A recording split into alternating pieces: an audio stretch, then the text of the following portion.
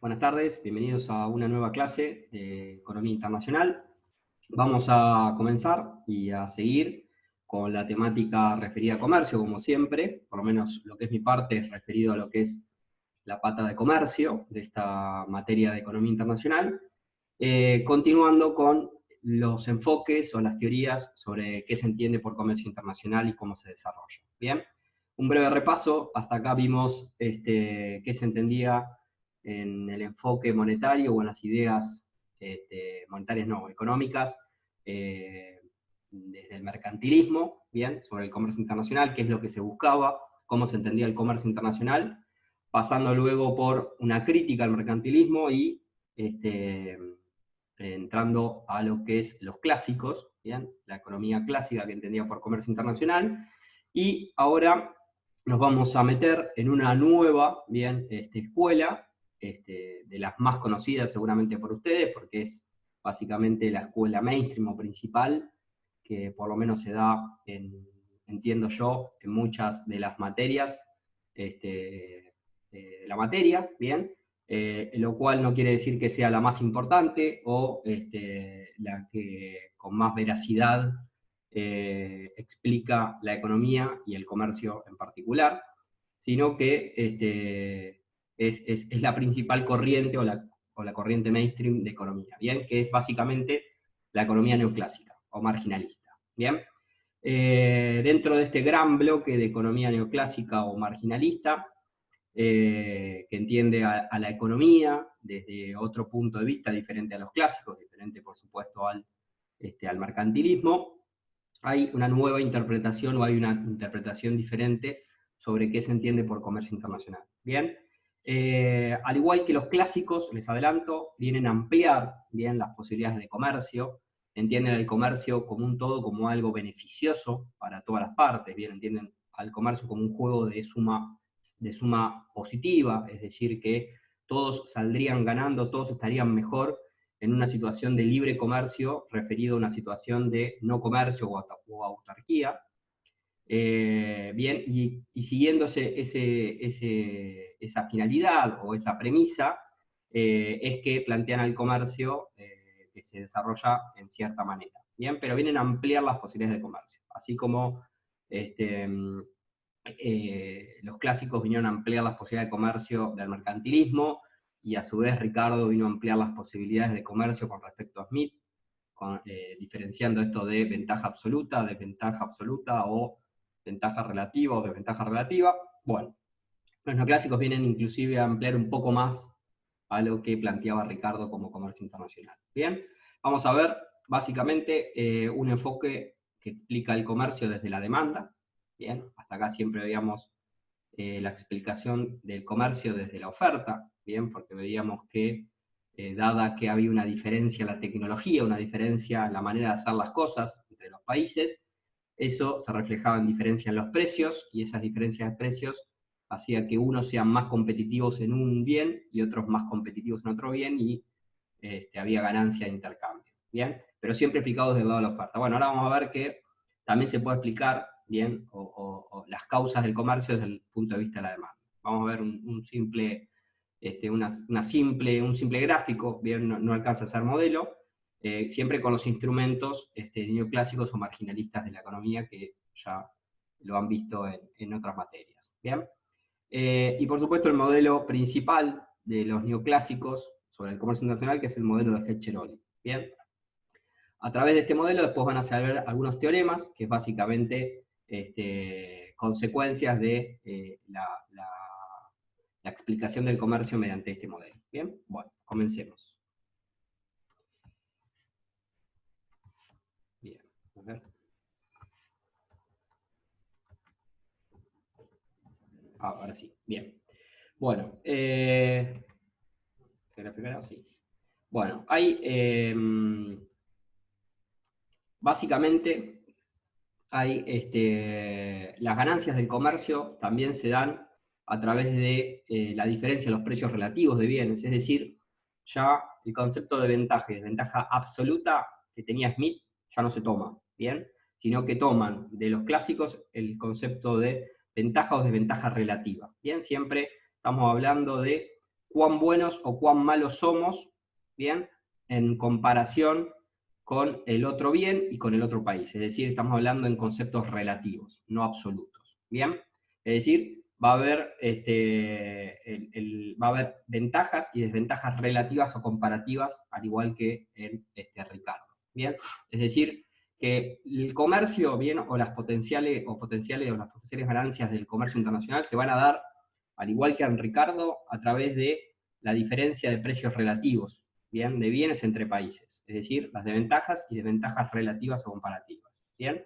Ahora, la diferencia con Ricardo es que estas diferencias en los precios relativos, estas ventajas relativas o comparativas, se dan tanto por diferencias en la demanda, cosa que Ricardo no hablaba, siempre hablaba de diferencias en la tecnología, como por diferencias en la oferta. Pero a diferencia de Ricardo, acá en la escuela ya neoclásica, esta diferencia o las diferencias en la oferta, que explica la diferencia en los precios relativos y la ganancia de comercio, se van a dar básicamente a través de diferencia inicial en la dotación de recursos que tiene cada uno de los países que comercian. ¿Bien? Es decir, van a ver que ustedes acá, a diferencia de Ricardo, van a imaginar que hay una misma tecnología, una misma manera de hacer las cosas para los bienes en cualquiera de los países. Bien, no es que hay diferencia de tecnología, bien, una diferencia en el quehacer, digamos, de esos bienes. Eso va a ser igual para todos los países. Pero la diferencia en la oferta va a venir dada por la diferencia en los recursos o en los insumos que se tienen para poder obtener esos bienes o servicios que se van a vender a través del comercio internacional. ¿Bien? En la explicación de la demanda vamos a ver que la diferencia en gustos entre países existe y es importante. Es decir, que haya una diferencia de gustos, y una diferencia en las demandas de los bienes y servicios que existen, hacen muchas veces a que haya diferencias en los precios, y esa diferencia de precios se traduzcan en ganancias potenciales del comercio internacional. Bien, vamos a ver cómo, a través básicamente de la herramienta de las curvas de indiferencia, que ya la vimos en la clase pasada, pero es una herramienta que la conocemos ya de otras materias, porque es una herramienta básicamente de la economía mainstream o marginalista, que nos dice básicamente, o nos mide, si pudiéramos medir, el grado de satisfacción, en este caso de la sociedad, de las diferentes cestas y combinaciones de consumos entre los bienes que existen. ¿Bien? Vamos a ver a través de esa herramienta, vamos a ver cómo a través de la demanda y las diferencias en la demanda pueden existir estas causas y posibles ganancias de comercio. Y desde la oferta, como les adelanté en el primer párrafo, las diferencias básicamente no van a estar dadas por la diferencia en la tecnología se va a suponer igual para todos los países, es decir, todos los países tienen la misma forma de hacer los bienes, que son homogéneos entre los países, son iguales, ¿bien? Pero va a estar dada, básicamente, va a haber una diferencia en la oferta, pero esa diferencia en la oferta va a estar dada por la cantidad de factores que existen en los países, ¿bien? Por supuesto, estas escuelas tienen su falla, así como la falla de los clásicos en el enfoque monetario de la balanza de pagos y del término de intercambio. Decían que existía el término de intercambio y ese término de intercambio era tal que me permitía que en el mediano a largo plazo todos los países tengan balanzas comerciales equilibradas y no se metía mucho más. Bueno, acá esta escuela también no se mete mucho más, dice, existen diferencias de factores, bien, de cantidades de factores, de insumos entre los países, y eso se lo adjuntamos o lo explicamos por causas geográficas e históricas, no se mete mucho en eso. Bien. Una importante también diferencia, al igual que esto de ampliar las posibilidades de comercio con respecto a los clásicos, es que si nos abrimos al comercio, si hay libre comercio internacional, no va a haber especialización completa, causa de ese comercio. ¿Bien? Esto es diferente a Ricardo, es decir que si nos abrimos al comercio, el país va a seguir produciendo tanto el bien X como el bien Y, es decir, los bienes que producían autarquía, los va a seguir produciendo, pero en diferente proporción, ¿bien? Porque hay una diferencia en los precios relativos que ahora se enfrentan tanto los productores como los consumidores. Pero van a seguir produciendo tanto uno como otro bien, no va a haber especialización completa por el lado del comercio. Y eso es bueno, desde el punto de vista, por lo menos yo lo entiendo así, desde el punto de vista del desarrollo de la economía, ¿bien? seguimos produciendo o siguen produciendo todos los bienes que se producían antes en distinta proporción. ¿Bien? No es que se especializa en la producción de un solo bien, con las consecuencias del desarrollo, digamos, económico que traería eso. ¿Bien? Bueno, esto es un poco el resumen. Bien, plantea la tecnología como igual entre los países, y entre las maneras de hacer los bienes, y bueno, y esto de que es distinto la especialización, acá no se da la especialización completa por el comercio. ¿Bien? Mantiene el concepto, como les dije, el concepto de ventaja comparativa o desventaja comparativa, ¿bien? Es igual a Ricardo, acá ya estamos siempre en precios relativos, vamos a medir, acuérdense, el Word que vimos en la clase pasada, ese P de X, precio de X dividido precio de Y, bueno, ahora vamos siempre a tener referencia a esos precios relativos, ¿bien? Y no los valores absolutos, ¿bien? Sin embargo, acá se rompe un poco con la teoría del valor trabajo. Esto es distinto a tanto al mercantilismo como a los clásicos. ¿Por qué? Porque básicamente ahora aparece un nuevo insumo importante, ¿bien? Distinto al trabajo, que es el capital. ¿Bien? Esto es un poco ya más realista a la actualidad, si se quiere. ¿Bien? Los bienes y servicios que se producen detrás de ese bien o ese servicio, además de trabajo, ¿bien? Hay otro insumo importante que es el capital. Entonces va a haber tanto, ahora en vez de va a haber un insumo, va a haber dos insumos, trabajo y capital. ¿Bien? Bueno, y dado que no hay esta situación de que no se dé especialización completa en la producción como causa del comercio, es básicamente por esto, ¿bien? Por este inciso o este punto de acá, que es que ahora avanza un poco más, ¿bien? Es más realista en el sentido de que, acuérdense que en los clásicos, en los gráficos que vimos de los clásicos anteriormente, la frontera de posibilidad de producción, que venía dada por la dotación de trabajo y la tecnología que existía en la economía, era constante, era una línea recta, bien, se podría tranquilamente graficar como una función lineal. ¿Por qué era eso? Bueno, porque el costo de oportunidad entre producir un bien o no producir otro era constante, bien, a lo largo del nivel de producción de uno u otro bien. Es decir, no importaba si se producía mucho de uno o poco de otro, bien, para poder obtener una unidad de otro bien, sacando la producción de la unidad del otro bien, bien, el costo de oportunidad, era siempre constante.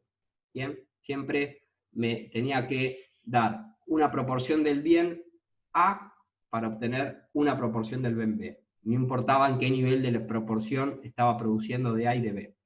Acá es distinto, ¿bien? Acá ya es más realista y habla de que los costos de producción no son constantes, sino que son crecientes. ¿Bien? Es decir, importa el nivel de producción que existe para ver cuánto tengo que dejar de producir del bien X para obtener una unidad del bien Y. ¿Bien? Y esos costos de marginal o costos de producción variables y no constantes, como el caso de los clásicos. ¿Bien? Y eso claramente va a haber una diferencia importante en cuanto a la gráfica de la frontera de la posibilidad de producción. Ahora no va a ser una línea, sino que va a ser una curva, como ustedes han visto en otras materias, ya tiene forma de curva y no de recta. Bien, ahora después en el gráfico vamos a verlo y van a recordar. Bien, pero es básicamente una diferencia importante. Bien, si bien es más realista, yo creo que está como supuesto en estos modelos para poder explicar más ciertos objetivos que tenían estos modelos que no podían ser explicados mediante el modelo clásico. ¿Bien? Por esta frontera de posibilidad de producción que no es lineal, sino que es una curva, van a darse que no haya especialización completa en la producción. ¿Bien? O sea, la frontera de posibilidad de producción de esta manera va a hacer que no exista especialización en la producción. ¿Bien? Como consecuencia del libre comercio, sino que se sigan produciendo ambos bienes. Bien. Bueno, acá hay una explicación gráfica que no me interesa, ahora después con el modelo lo vamos a ver. Bien. Esto no quiero andar mucho. Primer explicación del comercio mediante esta escuela neoclásica o economía mainstream. ¿Bien? El comercio explicado como por el lado de la demanda, no por el lado de la oferta. ¿Bien? O sea, explicamos por qué se da el comercio por diferencias en las demandas de los países. ¿Bien? Y cómo se da esa explicación. ¿Bien? Por supuesto, si queremos ver, como siempre en economía, si queremos ver qué pasa, bien, si queremos hacer una estática comparativa, bien, o queremos ver qué pasa si movemos algo, suponemos todo lo demás constante o igual. Bueno, acá hacemos exactamente lo mismo, o sea, si queremos explicar demandas, bien, por diferencias en la demanda, queremos explicar el comercio, vamos a suponer que los países tienen las mismas condiciones de tecnología y mismas condiciones de oferta, es decir, tienen la misma frontera de posibilidad de producción. ¿Bien? No hay diferencias del lado de la oferta, por ningún motivo. ¿Bien? Pero claramente sus gustos y preferencias difieren. Es decir, por ejemplo, no sé, acá en Argentina nos gusta mucho la carne, ¿bien? Supónganse que habría dos bienes, ¿no? Carne y verduras. Bueno, en este país, en Argentina, entre carne y verduras, la sociedad como un todo, si se quiere, preferiría un mix más que tenga carne a que tenga verduras, ¿bien? O sea, un supuesto muy medio retrógrado, si se quiere, o muy básico, pero vamos a suponer que es eso. Bueno, y en otro país, bien, no sé, otro país, Uruguay, vamos a ponerlo en un país muy cercano. Parecería ser que somos parecidos y demás, tenemos la misma tecnología, los mismos, ponerle los mismos recursos y demás, pero en Uruguay, si se quiere, en una canasta, en esa canasta de esos dos bienes, la sociedad como un todo preferiría que tenga más proporción de verduras que de carne. Bueno, entonces esas diferencias en los gustos de un país y de otro van a hacer que haya diferencia en los precios relativos de estos dos bienes, ¿bien? De las carnes y de las verduras. Entonces, esas diferencias en los gustos van a hacer que haya unos precios relativos distintos, ¿bien? Unos precios de la carne y precios de la verdura, relativos, ¿bien? Distintos con respecto a un país con respecto al otro, ¿bien? Y eso básicamente va a ser el detonante, ¿bien? O la consecuencia de que al tener precios relativos distintos, ¿bien? Haya posibilidades o ganancias de comerciar, de abrir el comercio entre estos dos países y comerciar ambos productos bajo un término de intercambio que esté en el medio de esos precios relativos. ¿Bien? Vamos a verlo en mi pizarrón, que es el Word. Así, al igual que hicimos en la clase pasada, hacemos acá. Bien, la explicación del comercio por diferencias en la demanda. Suponemos el país 1, suponemos que es este gráfico que está acá. Bien, y el país 2, suponemos que es el gráfico del país, del gráfico este que está acá. Bien, recuerden siempre, esto no va a variar. Bien, siempre que haya algún modelo o alguna explicación gráfica, vamos a suponer dos países, país 1, país 2, y dos bienes. Bien, de una manera muy resumida y muy básica, explican la economía de este mundo. Bien, donde hay dos países y dos bienes. Bien Y y bien X. De vuelta, ahora la frontera, acuérdense, la diferencia básica, que es la que vimos en alguna de las filminas anteriores, es que ahora la frontera de posibilidad de producción presenta esta forma.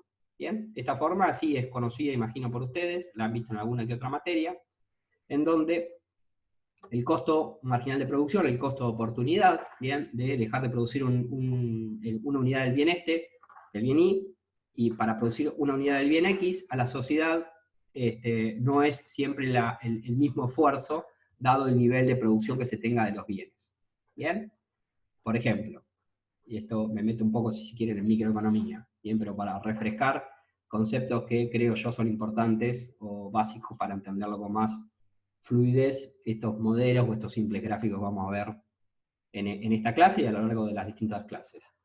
Lo que me está diciendo es que, bueno, supónganse que el país este produce en este nivel, donde tengo acá el cursor. Bueno, lo que está diciendo acá es que produce mucho Y y poco X. Bueno, lo que me está diciendo es que para aumentar una unidad de X, si quisiera aumentar una unidad de X, tengo que dejar de producir Y, poco Y. ¿Bien? Parecería ser que no resigno mucho Y para aumentar la producción de X en estos niveles. ¿Bien? En cambio, si por ejemplo estuviese produciendo acá, bien, acá estoy produciendo mucho X, poco Y en este país, lo que te está diciendo es que si vos quisieras aumentar una unidad de X más, bien, si te querés mover para acá, tenés que resignar mucho de este bien Y para obtener una unidad del bien X. ¿Bien? Entonces fíjense que el costo marginal de producción es distinto.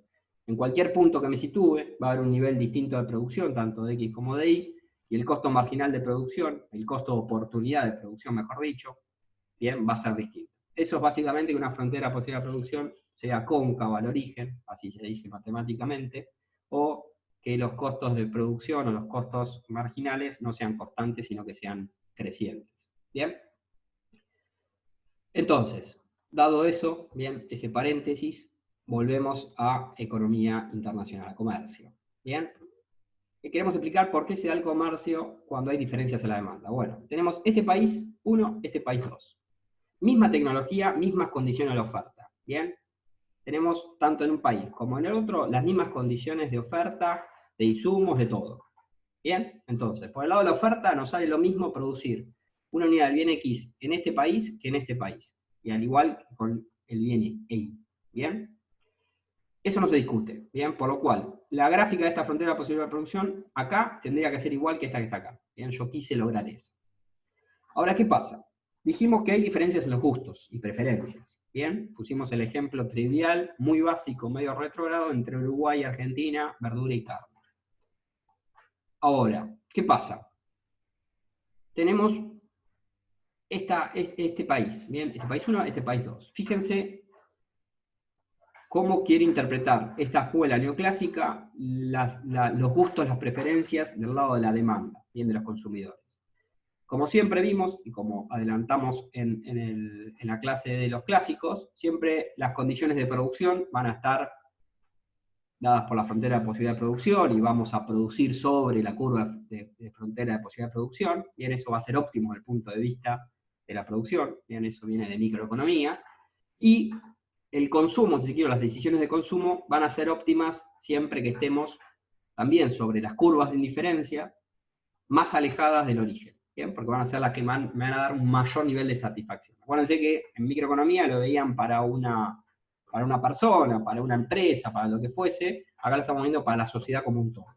¿Bien? Estas curvas de indiferencia que están acá, este mapa de curvas de indiferencias, representa los gustos que tiene esta sociedad entre estos dos bienes. ¿Bien? A mayor curva de indiferencia, a una mayor o una más alta curva de indiferencia, representa un nivel de satisfacción de la sociedad alcanzada mayor como un todo. Bien, entonces lo que va a buscar la sociedad es alcanzar el consumo, un mix de consumo entre X e Y, entre los dos bienes, en la curva de indiferencia más alta, o más alejada del origen. Bien, lo que la alcanza acá. Bien, en este gráfico, fíjense que lo alcanza acá. O sea, en este nivel de producción estamos en una situación de autarquía, ¿no? De economía cerrada. Fíjense que este país, la decisión óptima desde el punto de vista de producción y consumo, esto también ya lo vimos en la clase pasada, por eso voy un poco más rápido, es producir en este nivel, que está acá el marcador, producir este nivel de Y y este nivel de X, ¿bien? Este nivel de Y y este nivel de X, ¿bien? Y al igual consumir ese mismo mix de producción, ¿bien? Como estamos en autarquía, en una economía cerrada, se produce y se consume exactamente lo mismo. No hay un saldo excedente o faltante de los bienes. ¿Bien? Entonces, dado que se produce en este punto y se consume en este punto, esta recta tangente, ¿bien? Que pasa por ese punto de producción y de consumo, va a ser la relación de precios. ¿Bien? Va a ser mi precio de X sobre el precio de Y. ¿No? Esa es la relación de precios. Esta economía, el país 1, tiene esta relación de precios. ¿Bien? Ahora fíjense, antes de meternos en el país 2. ¿Por qué las curvas de indiferencia? Fíjense que la frontera de posibilidad de producción en un país y en otro son iguales, pero claramente son diferentes, y por eso lo hice también de manera media brusca, las curvas de indiferencia. ¿Bien? Fíjense que el mapa de curvas de indiferencias está por acá, en este país, ¿bien? Está por acá, y el mapa de curvas de indiferencias en este país está por acá.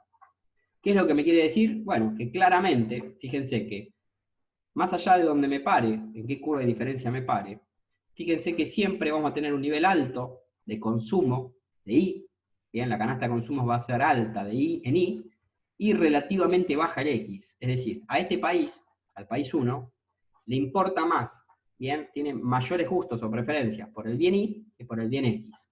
Bien, ¿por qué? Porque todas las canastas de consumos, todas las curvas de indiferencia, tienen, más allá de la que haya obtenido y de la combinación que haya obtenido, van a tener un alto nivel de Y y un bajo nivel de X relativamente. Bien, entonces, fíjense que los gustos de preferencias entre Y y X me hacen tener esta relación de precios en esta economía cerrada. ¿Se entiende? Y la diferencia es esta, acá. Fíjense que la relación de precios que obtengo es esta que está acá. ¿Bien? Esta tangente es la relación de precios, claramente es distinta a esta que está acá, tiene distinta pendiente. Como es distinta la relación de precios entre X e Y en un país y en otro país, hay ganancias de comercio internacional. Bien, si nos abrimos al comercio, hay ganancias de comercio internacional. Bien, ¿por qué? Porque vamos a trabajar con un nivel de precio de término de intercambio. Bien, ahora lo voy a poner acá para que quede más claro. Pero digo, fíjense, acá se prefiere más Y que X. Dado que sucede eso, y dada la frontera posible de producción, es óptimo desde el punto de vista de la producción y el consumo, producir y consumir en este punto de acá. ¿Bien? Y eso me da la relación de precios de la economía, que es la recta roja esa que está acá.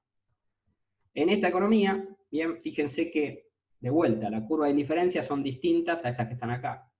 Fíjense que más allá de la curva de indiferencia que obtenga el país como un todo, la sociedad como un todo, bien, van a estar dadas por un nivel alto de X y un nivel bajo de Y. Bien, esta economía, este país prefiere más X que Y. Bien, las cestas de consumo van a estar dadas por una mayor proporción del bien X que del bien Y. Bien, entonces, dadas esas preferencias, fíjense que la relación de precios, que es esta recta roja que está acá, es distinta a esta que está acá. Bien, como son distintas la relación de precios en autarquía, bien, es deseoso y es beneficioso abrirnos al comercio. Fíjense, permítanme, bien, rápidamente,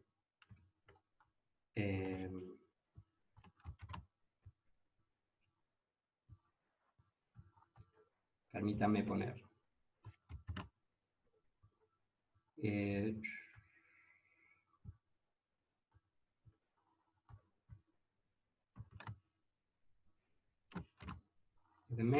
Así les anoto esto, así va a quedar más claro. Bien, fíjense, ahí creo que quedó más claro. Bien, esta es la relación de precios de esta economía en autarquía y esta es la relación de precios de esta economía en autarquía. Bien, las rectas rojas, las pendientes rojas. Acuérdense del modelo anterior de Ricardo, que lo vimos con más claridad, bien, con más grado de detalle. Esta recta de precios es básicamente precio de X dividido precio de Y. ¿Bien? Precio de X dividido precio de Y. Fíjense, precio de X dividido precio de Y, acá dice 2, ¿bien? Es básicamente la relación de precios que existe en el país 2, es decir, esta que está acá. ¿Bien? Precio de X dividido precio de Y, la relación de precios que existe en el país 1, es decir, esta que está acá. ¿Bien? Acuérdense, de vuelta, esta recta, bien, esta tangente que toca el nivel de producción y de consumo, es básicamente la relación de precios. ¿Bien? El que no se acuerda, básicamente son hacer un poquito de matemática de maximizar el nivel de producción, maximizar el nivel de consumo, y le vas a dar que esta relación de precios, esta recta que está acá es la relación de precios. Bien, ahí es donde se va a consumir y se va a producir. Bien, no me interesa mucho eso, pero es básicamente eso que está acá. Entonces, fíjense, claramente, la recta PX dividido precio de Y, esta recta roja que está acá, tiene menor pendiente, ¿bien? Es más horizontal, tiene menor pendiente que esta recta, precio de X dividido precio de Y, que está acá, que tiene mayor pendiente. Bien, entonces, la relación de precios del país 2, es decir, esta que está acá, es mayor que, olvídense del término este del medio, que la relación de precios del país 1, esta que está acá. Bien, como es mayor, es distinta. Bien, no importa que sea mayor o menor, lo que importa es que sea distinta. Si son distintas las relaciones de precios, bien, hay ventajas relativas o desventajas relativas en los países y demás. Bien, claramente, en el país 2, bien, fíjense qué es lo que sucede. Parecería ser barato el precio de Y, bien, esto parecería ser chico, el denominador, y el precio de X parecería ser alto, bien, esto parecería ser grande, por eso es que esta fracción es grande, comparado con esta fracción que está acá. ¿bien? En donde el precio de X parece ser, el numerador parece ser más chico, relativamente, y el precio de Y parece ser más grande, ¿bien? Por eso es que toda esta fracción es más chica, ¿bien? Entonces, como los precios relativos son distintos, existen ventajas y desventajas relativas, ¿bien? Entonces, es lógico que nos abramos al comercio y lo que acá nos sale caro, lo consigamos más barato en el exterior, y lo que acá lo hacemos barato, lo podamos vender más caro en el exterior. Entonces haya ganancias tanto para los consumidores como para los productores en ambos países, ¿bien? Es decir, que ahora ya no se va a producir y consumir en estos niveles de precios, ¿bien? Que son la autarquía, sino que se van a decidir los consumos y las producciones en este nivel de precios de términos de intercambio, ¿bien? Que va a estar, como les dije, en el medio de esta relación de precios. ¿Cuán cercano o lejano de uno u otro? Eso no lo dice la teoría, ¿bien? Dice que es el término de intercambio que me hace que en el mediano y largo plazo las balanzas comerciales estén equilibradas, ¿bien? ¿Y por qué? Acá parece ser, en el país 1, ¿bien? Parece ser que el precio de X es muy barato y el precio de Y es muy caro. Y básicamente por las condiciones de oferta y demanda, ¿bien? Acá hay una demanda muy alta del bien Y. Como hay un mayor nivel de demanda del bien Y, ¿bien? Dada una oferta que se supone estática y se supone que es igual a la del otro país, si hay mucha demanda, hay presiones de precios en el bien Y. Entonces, la demanda me hace que el bien que más quiere la sociedad sea el más caro, ¿bien? Y el bien que menos quiere la sociedad sea más barato, en comparación en términos relativos, ¿no? Acá sucede lo contrario. Acá el bien X, ¿bien? Fíjense, esto es el país 2, que está acá. El bien X parece ser caro, el bien Y parece ser barato, por eso esto es más grande que esto que está acá, ¿bien? El precio del bien X parece ser caro, ¿por qué? Porque está muy demandado por la sociedad, ¿bien? El precio del bien Y está poco demandado por la sociedad, entonces las fuerzas de la demanda hacen que el precio de X sea relativamente más caro, el precio de Y sea relativamente más barato, ¿bien?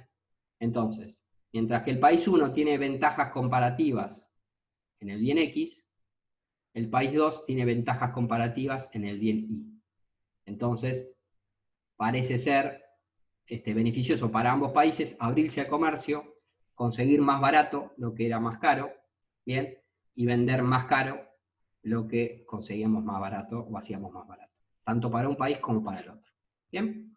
Esta es la explicación desde el punto de vista de las diferencias en los gustos, reflejadas en las demandas, que me hacen que haya precios relativos distintos en autarquía y tendrá las condiciones para que surja un comercio internacional beneficioso para ambos.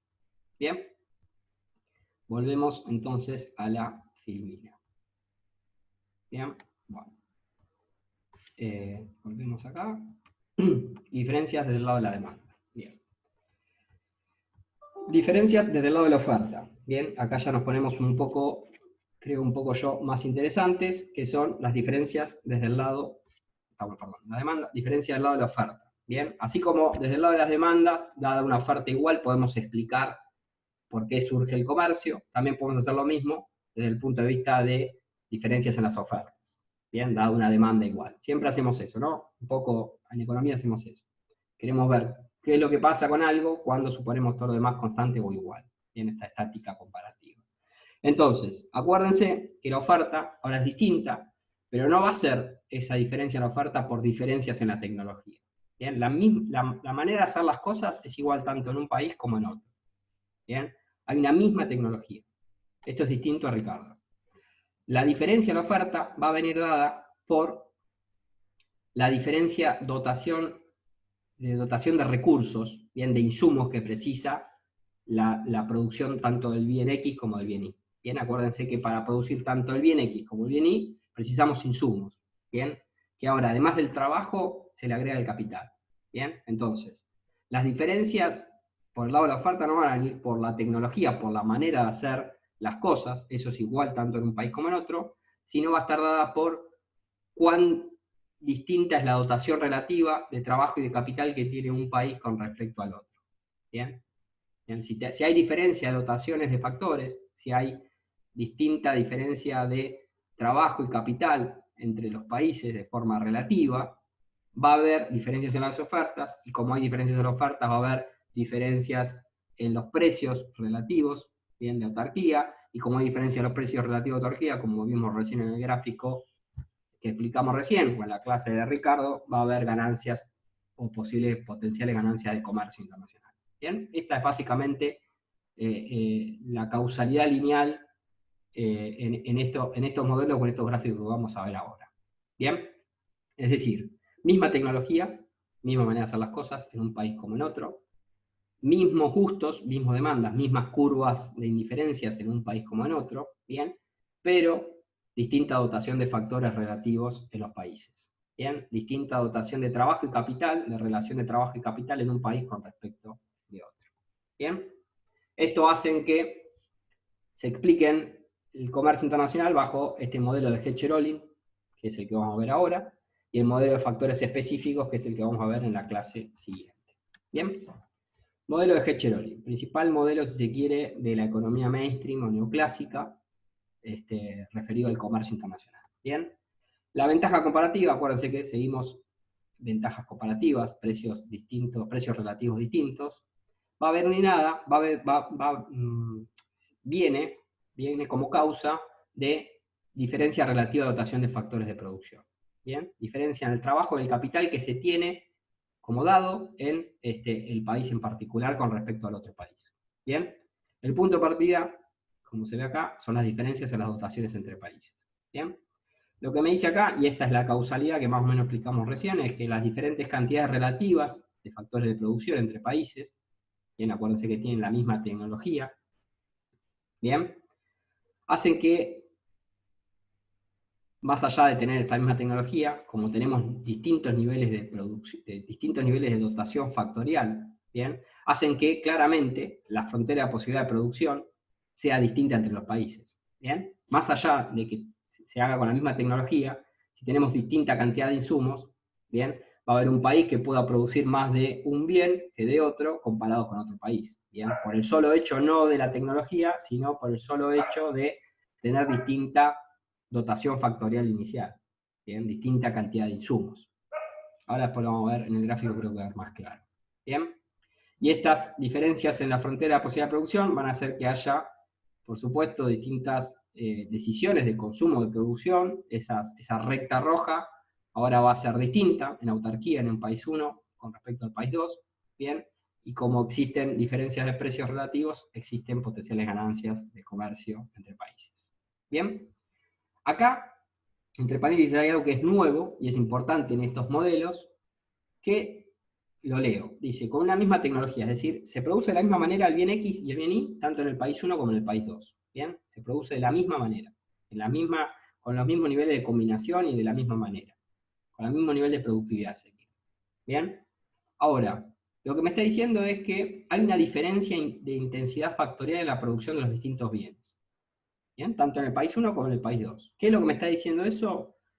Que es un agregado, que creo yo es importante, interesante, porque es un poco más realista, en el sentido de que dice, bueno, hay dos bienes de producción, el bien X y el bien Y. Se producen con la misma tecnología. ¿Bien? La misma manera de hacer las cosas se hace el bien X en el país 1, como el bien X en el país 2, al igual que el bien Y. ¿Bien? Ahora, lo que me está diciendo, esto de diferencia en intensidad factorial en la producción de los distintos bienes, lo que me está diciendo es que para uno de los bienes, por ejemplo, para el bien X, ¿bien? Necesitamos mayor intensidad factorial, ¿bien? Necesita mayor insumos de uno de los dos factores de producción. Bien, por ejemplo, el bien X podemos decir que, no sé, es ropa. Bien, bueno, lo que decimos es que para producir una prenda de ropa, una unidad de ropa, sea cual sea esa unidad, se precisa tanto trabajo como capital. Bien, hasta ahí estamos de acuerdo. Ahora, lo que me está diciendo es que posiblemente necesitemos, quizás, porque es una industria más manufacturera, en el sentido de que necesita, más nivel de trabajo humano, ¿bien? Podemos decir que básicamente necesita más intensidad de trabajo que de capital. ¿Bien?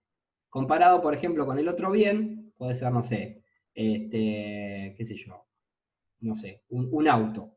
¿bien? La producción de un auto, ¿bien? Sea el otro bien. Bueno, también se necesita trabajo y se necesita capital, pero posiblemente se necesita más capital que trabajo, ¿bien? Porque es una industria intensiva en capital, ¿se entiende? Entonces, esto es lo que viene a proponer este modelo, que me parece interesante porque la realidad es así, ¿bien? Hay bienes que son más intensivos en uno que en otros factores, y esto es lo que viene a proponer este modelo, ¿bien? Entonces lo que dice es que más allá de que la tecnología sea igual, hay una diferencia de intensidad factorial entre la producción de los bienes, ¿bien? Después creo que va a quedar un poco más claro. Entonces, bueno, antes de ponernos en la gráfica, básicamente los supuestos de Hecherolin, de este modelo, se podría decir que es 2-2-2, parece una formación bien de un equipo, no de fútbol, porque no me alcanzan los jugadores, pero bueno, parece una formación, porque ¿qué me dice? Que hay dos países, siempre país 1, país 2, dos bienes, esto hasta acá es igual, X e Y dos factores de producción. ¿Bien? Acá sí hay un cambio cualitativo en cuanto a los modelos o los enfoques que teníamos hasta acá. ¿Bien? Se agrega un factor de producción, un insumo de producción que es el capital. ¿Bien? La teoría de valor de trabajo no es tal como era en los anteriores enfoques. ¿Bien? Homogéneos entre los diferentes países. ¿Qué me está diciendo? Que el trabajo acá es lo mismo que el trabajo allá. O sea, un trabajador del país 1 es lo mismo que un trabajador del país 2. Eso me dice que sean homogéneos entre los diferentes países. ¿Bien?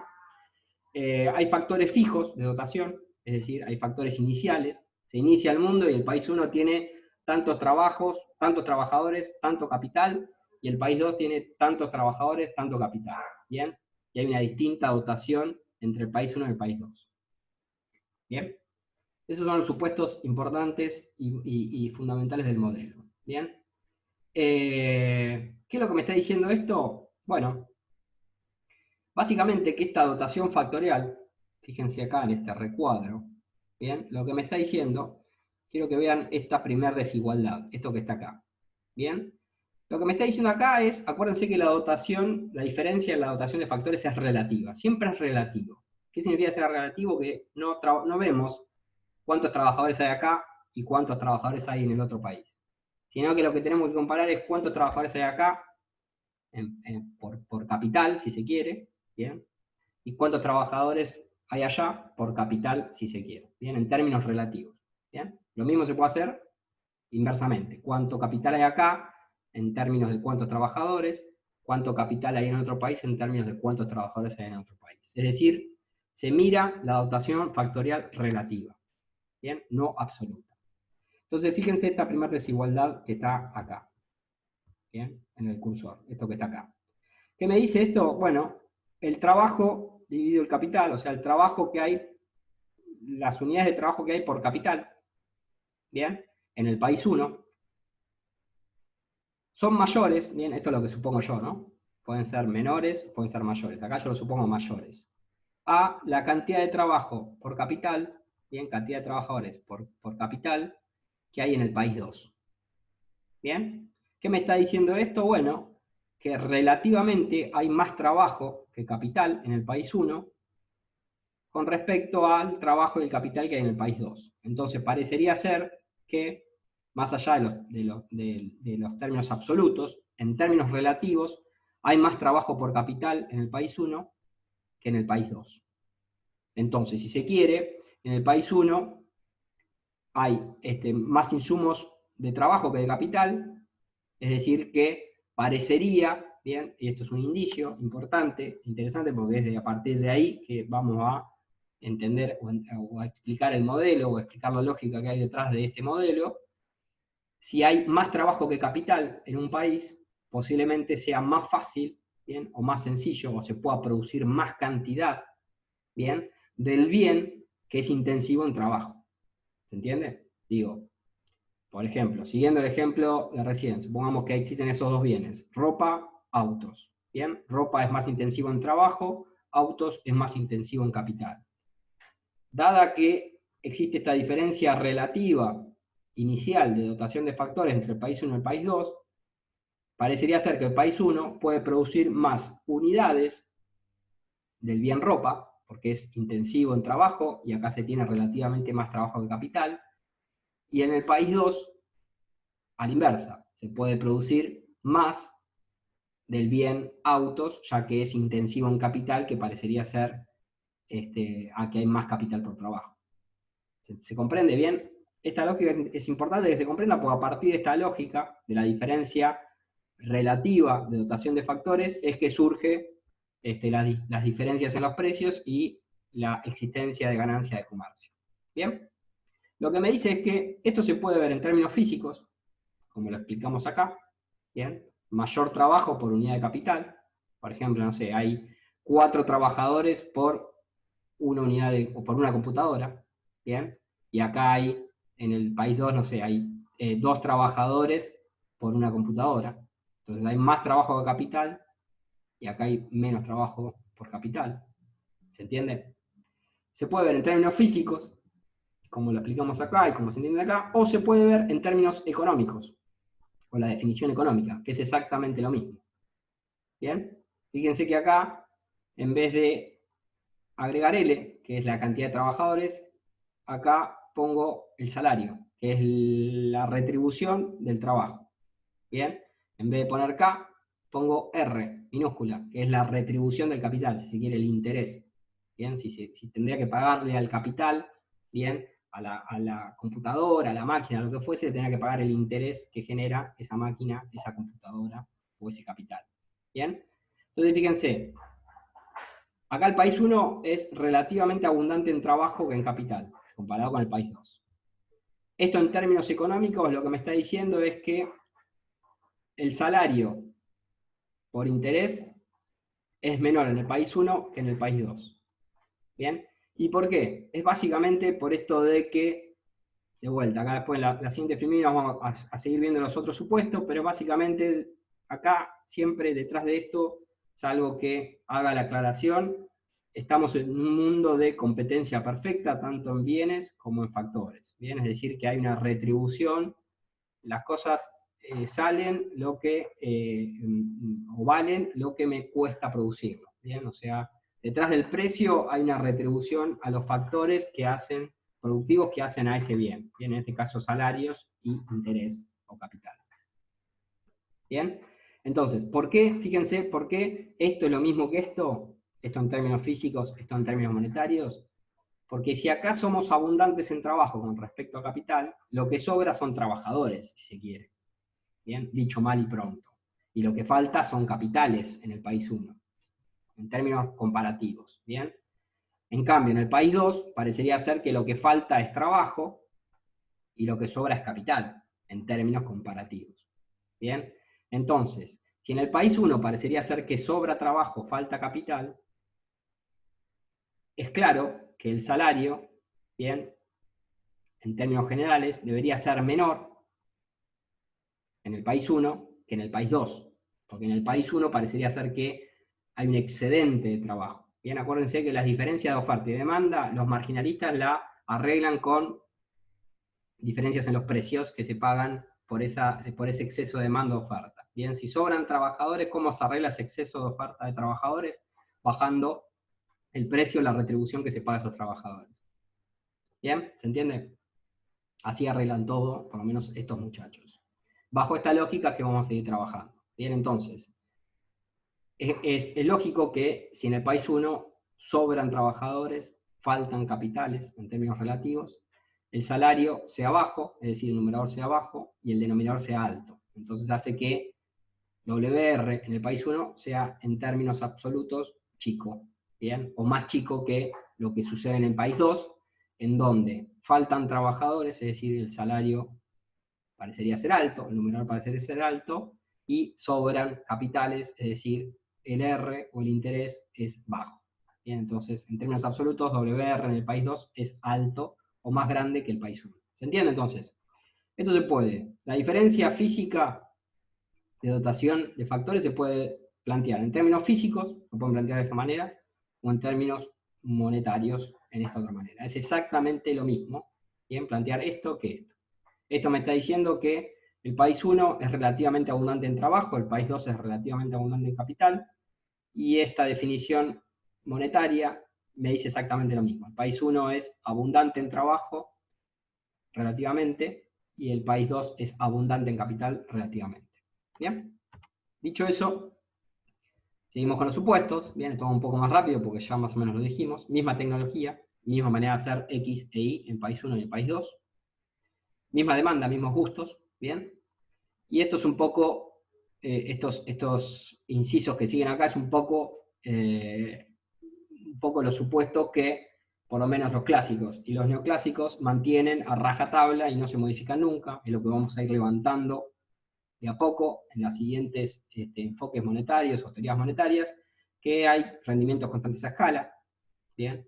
Hay competencia perfecta en bienes y factores, esto es un poco lo que ya les adelanté, hay pleno empleo, ¿bien? Y no existen costos de transporte ni impuestos al comercio, ¿bien? Dado estos supuestos, que son para todos los modelos, o por lo menos hasta los modelos vistos acá, es un poco cómo se trabaja, ¿bien? Entonces, antes de esta filmina, que es básicamente la explicación del gráfico, creo yo que es más interesante ver el gráfico, así que permítanme volver al pizarrón, al Word, y ir a la explicación del comercio por diferencias en las ofertas. ¿Bien? ¿Cómo funciona este modelo de Schechter-Ohlin? Bueno, funciona muy fácil. Nuevamente tenemos un país 1, que sería este gráfico que está acá. ¿Bien? Olvídense un poco de las rectas rojas, todo eso por ahora, pero este país que está acá es el país 1, este gráfico que está acá es el país 2. Bien, nuevamente se producen dos bienes, ahora hay dos insumos, trabajo y capital, bien, para producir tanto X como Y. O sea, para producir Y se necesita trabajo y capital, para producir X también se necesita trabajo y capital, bien, tanto en el país 1 como en el país 2. Ahora, ¿qué pasa? ¿Qué es lo que me dice este modelo? Bueno, parecería ser que las curvas de indiferencia, estas que están acá, esta que está acá, esta que está acá, son las mismas tanto en un país como en otro. O sea, quiero que la imaginación de ustedes sea buena y vean que, o traten de ver, bien, esto lo hice así porque es difícil graficar en un Word, el mapa de curvas de indiferencias, y en las curvas de indiferencias en el país 1 como en el país 2 deberían ser iguales, porque son los gustos o las preferencias en el país 1 y en el país 2, para los bienes X e Y, son iguales, no hay diferencia al lado de las demandas. ¿Bien? Pero bueno, este es el mapa de curva de indiferencias, este es el mapa de curva de indiferencias. ¿Bien? Eso por un lado, y deberían ser iguales. ¿Bien? Por eso les pido imaginación en este sentido. Ahora, ¿qué pasa? Vamos por el lado de la oferta. ¿Bien? Este modelo me dice que hay diferencias en las ofertas, pero esas diferencias en las ofertas no están dadas por diferencias en las tecnologías, en el modo de hacer las cosas, sino que en la dotación de factores de producción. Entonces, fíjense, ¿cómo puedo yo presentar esa diferencia de dotación factorial en los países? ¿Bien? Bueno, acá yo supongo, puedo suponer otro, pero yo supongo que el país 1 tiene mayor dotación relativa de trabajo. ¿Bien? Como vimos en la filmina anterior. Es decir, hay más trabajo por capital en el país 1 que en el país 2. ¿Bien? Y por supuesto, si eso sucede en el país 1, en el país 2 pasa lo contrario. Hay mayor dotación relativa de capital. Hay más capital por trabajo. ¿Bien? Es decir, esto que está acá. ¿Bien? Que es exactamente lo mismo que vimos en la filmina anterior. Por eso no quiero explicar mucho. ¿Bien? Como se da esta diferencia relativa, hay más trabajo que capital por capital en país 1 y hay más capital por trabajo en el país 2. Eso tiene que estar reflejado en la frontera de posibilidad de producción. Y acuérdense, me dice los niveles de producción que puede llegar a ser esta sociedad, bien, como un todo. Entonces, fíjense, cómo reflejo esto de una manera media brusca, pero intuitiva o pedagógica, creo yo. En el sentido de que, dado que hay un nivel mayor de insumos, bien, o hay diferencia relativa de insumos en un país como en otro, va a haber una diferencia en el nivel de producción que se puede alcanzar de un bien con respecto de otro en los distintos países. ¿Y por qué? Bueno, hay un supuesto que tenemos que hacer además de esto, que es qué bien es intensivo en qué factor. Bien, acuérdense que este modelo, además de proponer por las diferencias de las ofertas, bien, por la diferencia en la dotación de factores de producción, propone que, si bien hay una misma tecnología, hay distinta intensidad factorial en la producción. Bien, esto de que, acuérdense, la ropa es intensiva en trabajo, el auto es intensivo en capital. Bueno, lo que me está diciendo, y es un supuesto que también se tiene que hacer, es que X, el bien X, es intensivo en trabajo, ¿bien? Es intensivo en L, e I es intensivo en capital. Bien, además de todo lo que vimos recién, que el país 1 tiene mayor trabajo que capital, que el país 2 que tiene mayor capital por trabajo, X, la producción de X del bien X, que se produce de la misma manera acá que allá, en el país 1 que en el país 2, porque es la misma tecnología, utiliza más de trabajo que capital, mientras que el bien Y utiliza más capital que trabajo.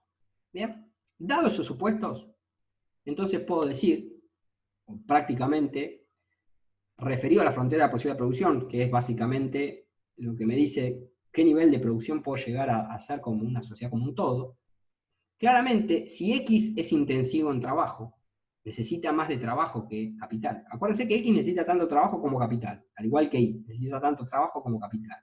Lo que me dice esto, me dice que X necesita mayor proporción de trabajo que de capital, e Y necesita mayor proporción de capital que de trabajo. ¿Bien?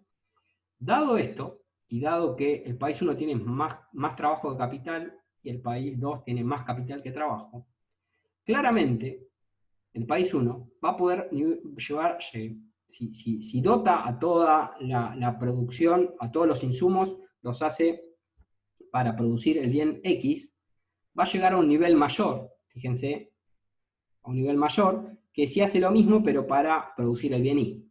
Y básicamente, ¿por qué? Porque X es intensivo en trabajo, que es lo que sobra en esta economía, o lo que hay mucho, y es intensivo en capital, que es lo que falta en esta economía, o hay poco. Entonces, fíjense, lo que me está diciendo, los puntos, digamos, el ordenal al origen, la abscisa al origen, lo que me dice es, si pudiese dotar todos los factores productivos a la producción del bien Y, llegaría a este nivel de Y. Un nivel relativamente bajo, parecería ser. ¿Por qué? Porque si hago lo mismo, pero para producir X, puedo producir mucho más unidades. ¿Bien? Y esto es por la diferencia en la intensidad. Es decir, la frontera posible de producción de este país parecería tener, o podría tener, esta forma que está acá. ¿Bien? Y esto se da por esto de que hay diferencia en la dotación de factores y hay una diferencia en la intensidad de factores productivos. ¿Bien? Lo opuesto, o con la misma lógica, sucede en el país 2. Bien, el país 2 es relativamente abundante en capital, tiene más capital por trabajadores que el país 1. Entonces parece ser que lo que sobra, o lo que hay mucho es capital, lo que falta o lo que hay poco es trabajo. Entonces, es lógico pensar que si todos los insumos lo utilizamos para producir el bien Y, vamos a llegar a un nivel de producción relativamente alto, porque utiliza intensivamente el bien que sobra, o que hay mucho, y si hacemos lo mismo, pero con el bien X, vamos a llegar a un nivel relativamente bajo, porque utiliza de forma intensiva el bien que hay poco o que falta, que es el factor trabajo. ¿Bien? Entonces, hay diferencia en la frontera de posibilidad de producción. ¿Bien? No es que porque son las mismas tecnologías son iguales. ¿Bien? Pero son distintas, no por la tecnología distinta, no porque sea más fácil producir X que Y en este país, y acá más fácil producir Y que X, ¿bien? Tiene la misma dificultad o facilidad en un país que en otro, pero dada que hay mayor o distinta dotación de factores, sí se puede llevar a un nivel máximo distinto de X y de Y en un país que en otro. ¿Bien? Entonces, ¿hay distintas fronteras posibles de producción? Sí, no por las diferencias en la tecnología, sino por las diferencias en las dotaciones. Entonces, de vuelta, y esto voy un poco más rápido, dada la frontera posible de producción, dada la curva de indiferencias, si yo quisiera tomar decisiones óptimas desde el punto de vista productivo y desde el punto de vista del consumo, sería óptimo producir y consumir en este nivel que está acá, bien, en el cursor, ¿no? Digo, sería óptimo producir acá que está acá y consumir acá, bien, se consume y se produce lo mismo. Esto voy rápido porque es lo mismo que lo que vimos recién en la explicación de demanda y lo que vimos en el modelo de Ricardo, y además son decisiones óptimas de consumo y producción, que son cosas que ya vieron ustedes por lo menos en microeconomía. ¿Bien? Entonces, se produce y se consume acá.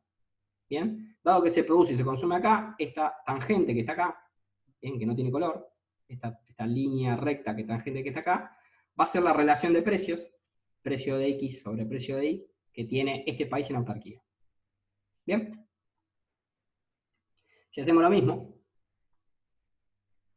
en autarquía, pero en este país, dada la frontera de posible de producción, dada el mapa de curva de indiferencias, voy a producir y consumir acá que está, en este punto que está acá. ¿Bien? De vuelta, esta recta sin color, o color negra mejor dicho, que está acá, es la relación de precio de autarquía de este país. ¿Bien? Si ya tenemos eso, si ya esta recta, o la pendiente de esta recta es distinta a la pendiente de esta recta, lo que me está diciendo es que los precios relativos son distintos. En el sentido este, ¿no? En el sentido, perdón, acá va a ser distinto.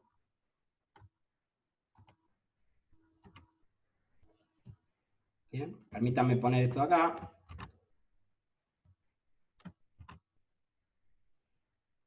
Bien. Mal no veo o no hice las cuentas. Fíjense, ¿qué es lo que pasa acá? Esto es país 1, esto es país 2.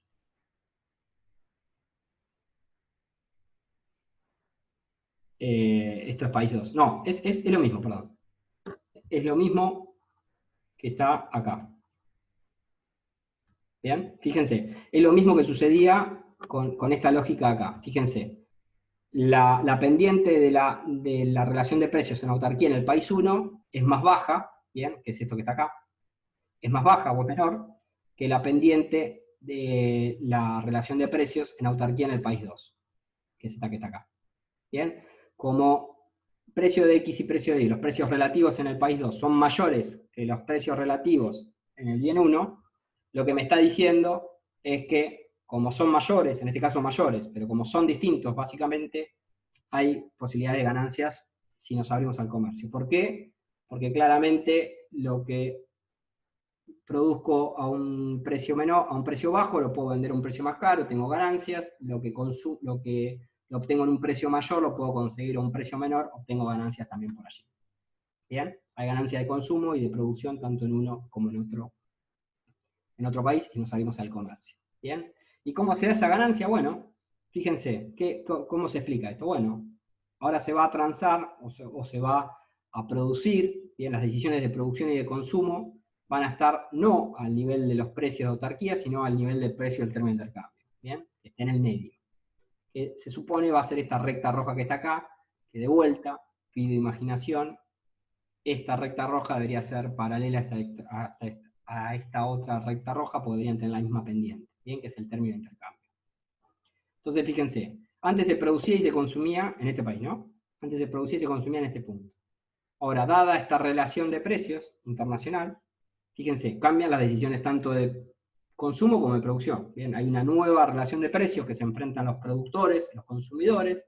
En base a esa nueva relación de precios, se transforman las decisiones, cambian las decisiones. Bien, los productores van a ajustar la producción, bien, los consumidores van a ajustar el nivel de consumo.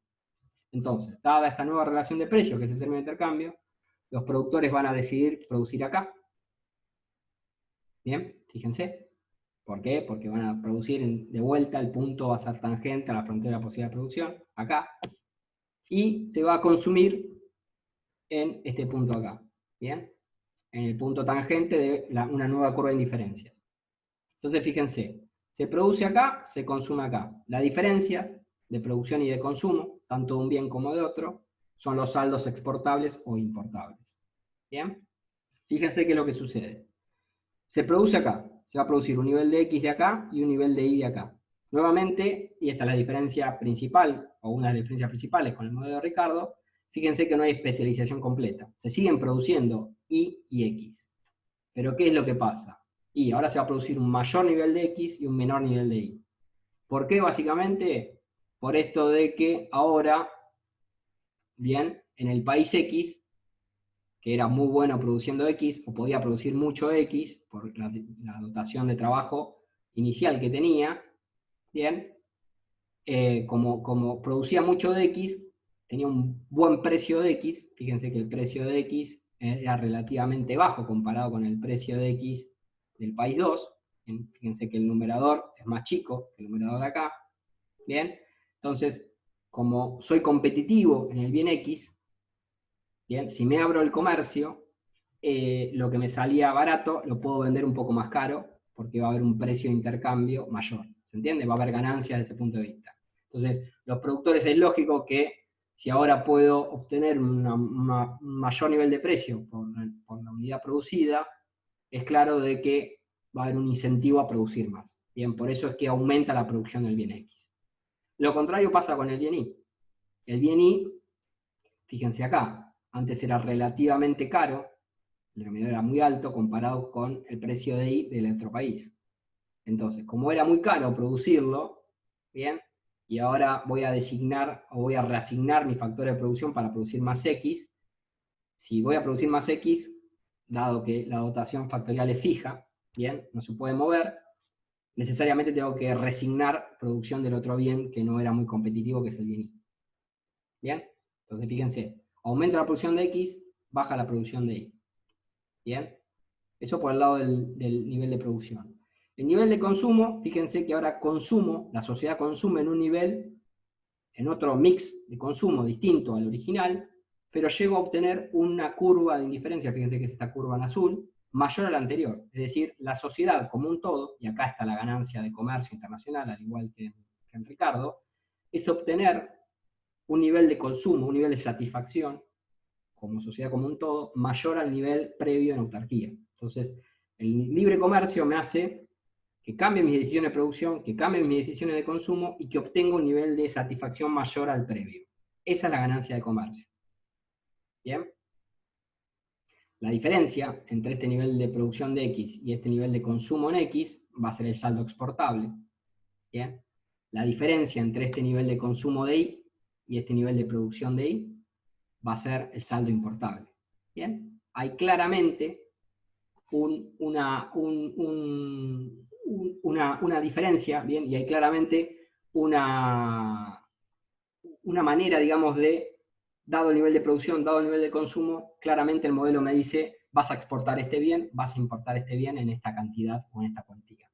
¿Bien? Está claramente definido la dirección del comercio y la manera que se comercia, qué se exporta y qué se importa. ¿Bien? Lo contrario pasa con este país, el país 2. ¿Bien? Esto se lo dejo a ustedes para que lo piensen. ¿Bien?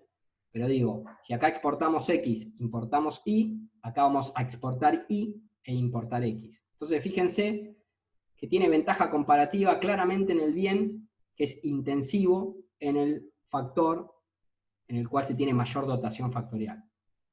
¿Bien? Y en ese bien va a ser el bien exportable y en otro bien va a ser el bien importable. Es decir, fíjense, acá está la conclusión, país 1 exporta, X este es el exporta el bien X, acuérdense que X era el bien intensivo en trabajo, y el país 1 era abundante en trabajo, ¿bien? E importa, M es importar, el bien Y.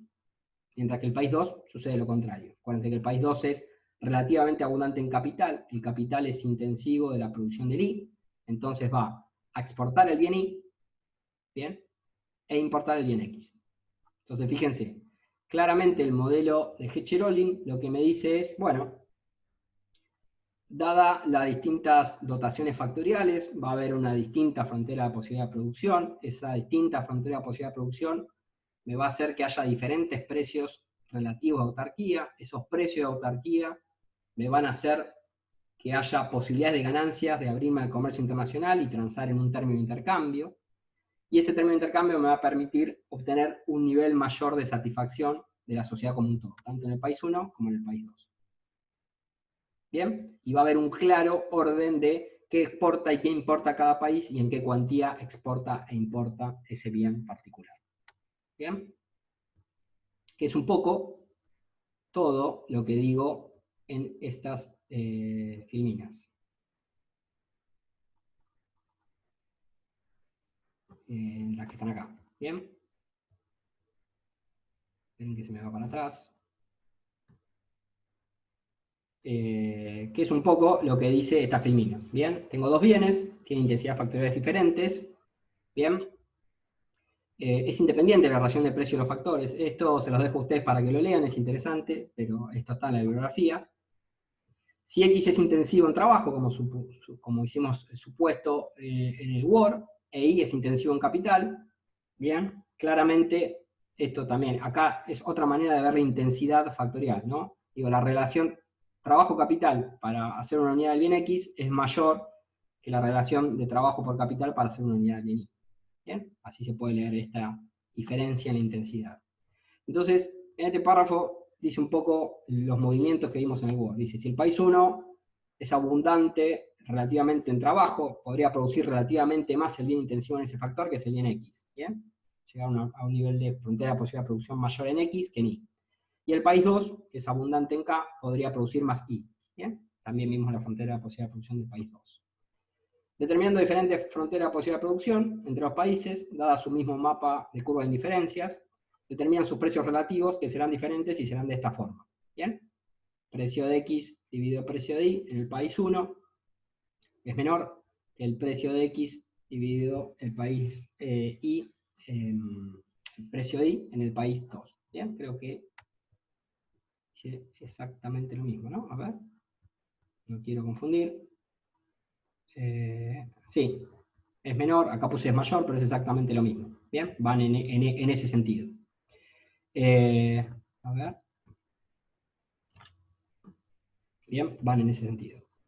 Entonces, dado que hay una diferencia en los precios, en este caso, en este sentido, es conveniente abrirnos al comercio internacional, transar en un término de intercambio, ¿bien? Y dado este nuevo término de intercambio, nuevamente los consumidores y productores ajustan su nivel de producción, su nivel de consumo, y hacen que haya un nivel mayor de satisfacción de la sociedad como un todo, en ambos países, y haya un saldo exportable y un saldo importable en cada uno de esos países. ¿Bien?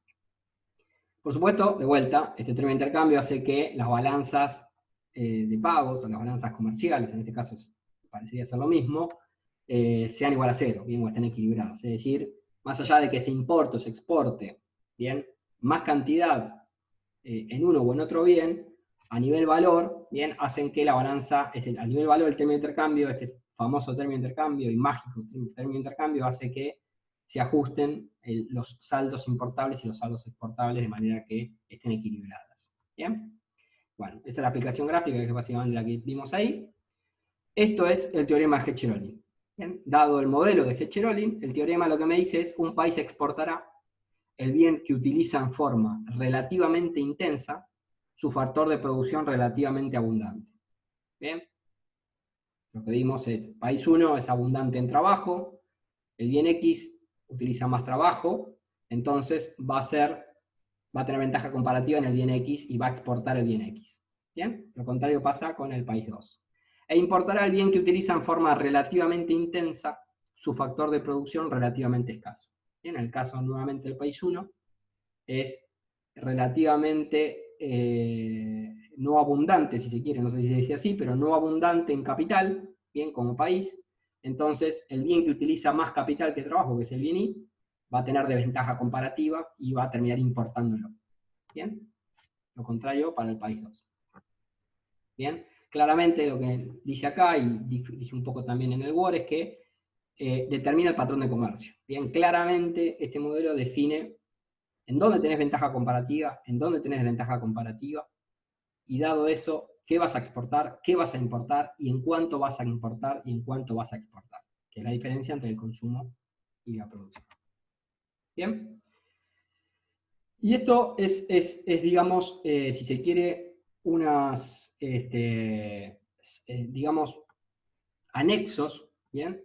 En el sentido de que se desprenden del teorema de Hecher-Ohlin, se desprenden de la conclusión básica y original del teorema de Hecher-Ohlin, pero aportan un poco más en el sentido de que, dadas esas condiciones, bien, dado la finalidad, o dado la conclusión que tiene el teorema de Hecher-Ohlin, como todo, que es lo que vimos recién en la primera recién, y explicamos en el Word y demás, se pueden desprender varias definiciones extra. ¿Bien? Una de ellas, y es importante, es el teorema de igualación de precios de los factores, el TIF.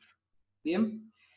Y lo que dice, básicamente lo explico, lo leo acá y después lo explico en el Word. ¿Bien? Lo que me dice es que cuando los países se abren al comercio internacional, ¿bien?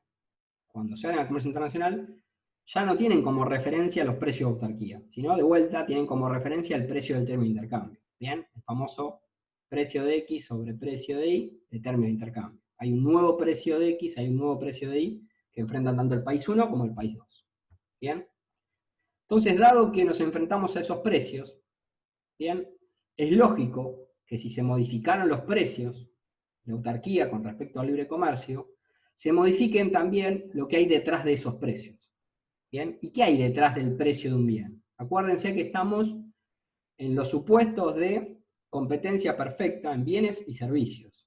En bienes, servicios y factores productivos. Es decir, detrás del precio de un bien, detrás del precio de X o del precio de Y, está lo que se le paga al trabajo y lo que se le paga al capital que se necesita para producir ese bien X o ese bien Y.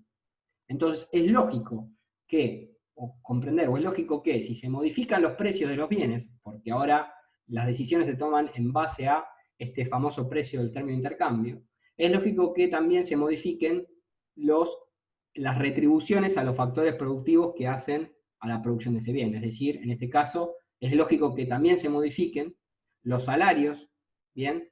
Y el interés, es decir, el W y el R, que se pagan en autarquía, también se modifica por este comercio internacional. ¿Se entiende? Entonces, lo que me dice este teorema es que si vamos hacia el comercio internacional, ¿bien? Y si hay un libre comercio internacional, es lógico que también se modifiquen los salarios y el interés, ¿bien? Lo que se le paga al trabajo y lo que se le paga al capital.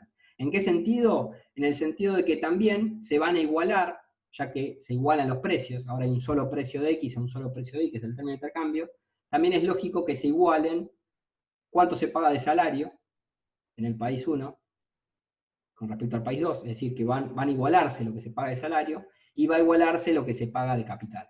¿Bien? Que es esto un poco lo que dice acá. Es lógico que, dado el libre comercio, terminemos en esta relación de precios WR en 1 sea lo mismo que WR en 2.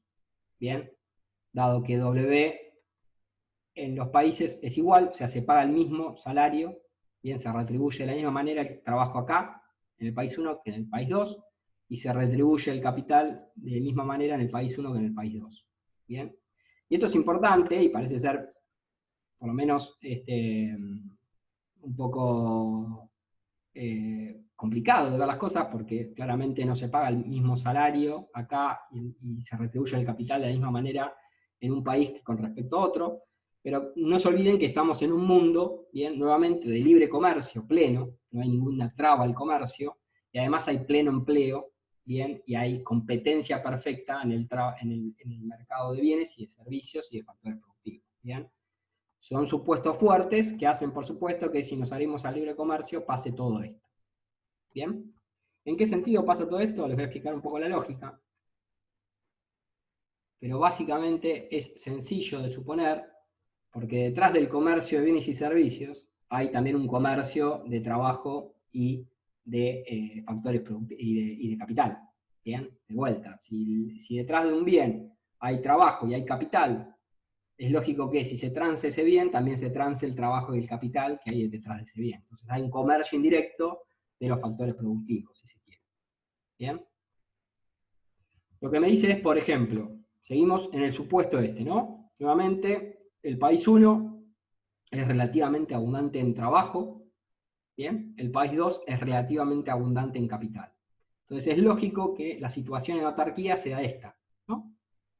Acuérdense, esta manera es una manera de explicar diferencia relativa de dotación de factores productivos de modo económico. ¿Bien? Acuérdense, se paga los salarios en el país abundante en trabajo, son relativamente más chicos que en el país en donde es escaso el trabajo. Lo que se le paga al capital en el país en donde hay poco capital es mayor o relativamente mayor que lo que se paga al capital en el país donde relativamente hay más capital. ¿Bien? Entonces, es lógico que al principio, en autarquía, en ausencia de comercio internacional, suceda esto. ¿Bien? Dado este modelo. ¿Qué me dice esto? Bueno, si nos abrimos al comercio internacional, claramente, fíjense, el país 1, acuérdense, tenía ventaja comparativa en el bien que era intensivo en el factor productivo que se tenía mayor dotación. Entonces, ¿cuál es el bien intensivo en trabajo? X. Entonces, si nos movemos al comercio internacional, claramente el precio de X, bien, fíjense, el precio de X, le pongo acá, aunque es otra cosa, ¿no? Pero fíjense qué es lo que pasa con el comercio, ¿bien? Me pongo acá, perdón. El país 1, fíjense, exporta el bien X, ¿bien? O sea, dado que ahora va a obtener un nivel de precio de X mayor que el tenía la autarquía. Hay un cambio de reasignación de producción, ¿bien? Se vuelve más rentable producir y exportar el bien X, ya que tenía ventaja comparativa en ese bien. Tenía un precio muy bajo en la autarquía, lo podía producir a un nivel muy bajo. Si me abro el comercio, lo puedo vender un poco más caro, entonces aumenta el precio de X. ¿Bien? Eso pasa con respecto al país 1. ¿Bien? Si aumenta el precio de X, era lo que relativamente lo hacía un precio bajo, me aumentó el precio de X, estoy mejor en una situación de que puedo vender más caro lo que vendía más barato. ¿Bien?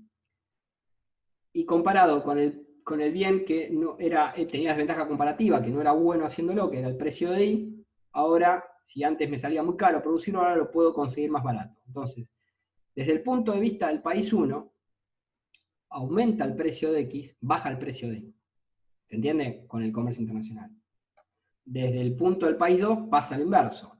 Bien, aumenta el precio de Y, era muy bueno produciendo Y, lo producía a un precio muy bajo, aumenta el precio de Y, baja el precio de X, era muy malo produciendo el bien X. Bien, entonces fíjense, en el país 1, si aumenta el precio de X, va a aumentar el salario. Porque detrás del bien X hay trabajo, y el trabajo se paga con salario. Y si estamos en un supuesto de mercado de competencia perfecta, si aumenta el precio del bien, tiene que aumentar también la retribución de los factores que hacen a ese bien. Aumenta W, ¿bien? En el país 1. Ahora, ¿qué pasa? También debería aumentar R, ¿no? Debería aumentar R también. Porque digo, para hacer X, bien, para hacer el bien X se necesita tanto trabajo como capital. ¿Pero por qué termina bajando R?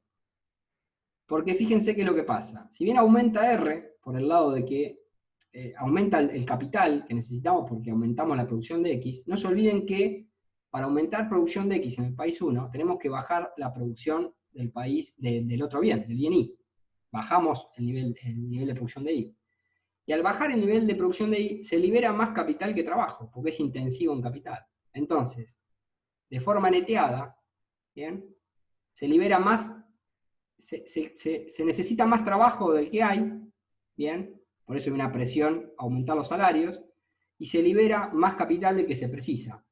Por eso hay un exceso de capital. Entonces, dado que estos muchachos solucionan todo, ofertas, excesos o deficiencias en la oferta y en la demanda, lo solucionan todo con el cambio de precios, podríamos convenir de que va a haber un aumento de presión en los salarios, va a aumentar W y va a bajar R en el país 1.